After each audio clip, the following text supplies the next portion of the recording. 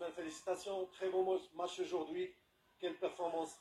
Qu'est-ce qui, selon vous, a fait de la différence dans votre jeu ce soir pour décrocher ce titre d'homme du match? Bon, je ne peux pas parler d'homme du match parce que c'est grâce aux coéquipiers qu'on a fait match d'homme. Et c'est la mentalité et l'amour du peuple qui a fait qu'on a fait un bon match ce soir. On n'a pas sous-estimé l'adversaire. On a joué comme on sait faire. Et je suis vraiment content de mon équipe. Donc aujourd'hui, on va se concentrer sur la demi-finale. Comment voyez-vous la performance de l'équipe en général? Magnifique, j'ai rien à dire. Comme j'ai dit depuis le début, j'ai confiance en mon staff. Au travail de l'ombre, j'ai confiance en mon équipe. Et ensuite, ça s'est montré sur le terrain. Je suis vraiment content de mon équipe. C'est les émotions qui parlent.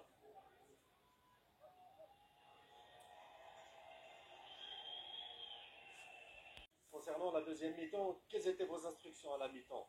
Mais c'est vraiment défensivement. On devait vraiment être beaucoup plus compact et les défendre en avançant.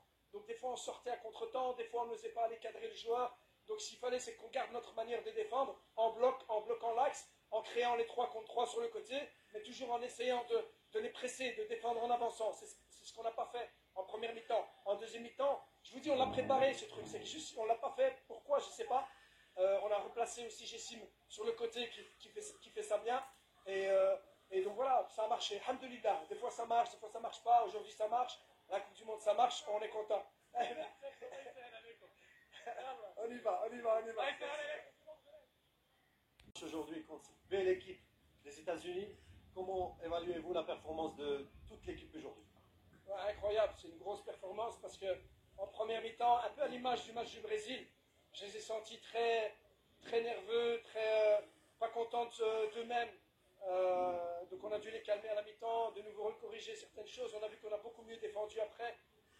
Et c'était prévu qu'on devait défendre comme ça. Je ne sais pas pourquoi on a aussi mal défendu en première mi-temps. Et on ne défendait pas assez en avançant. Donc c'est peut-être l'enjeu, parce que ce qu'on a redit à la mi-temps, c'était le plan de départ. Donc on leur a montré les images, on a calmé tout le monde. On leur a dit qu'on va avoir nos moments, on va avoir notre temps. Et alhamdoulilah, on est resté patient, on a cru en nous.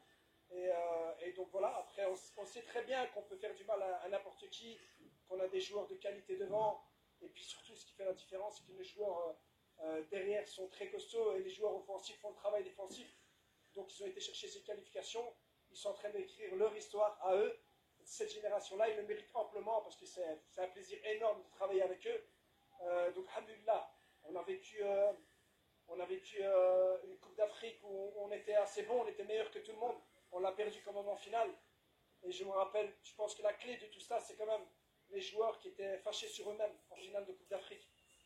La plupart s'excusaient même devant moi en me disant, voilà, désolé coach, on n'a pas été à la hauteur en finale.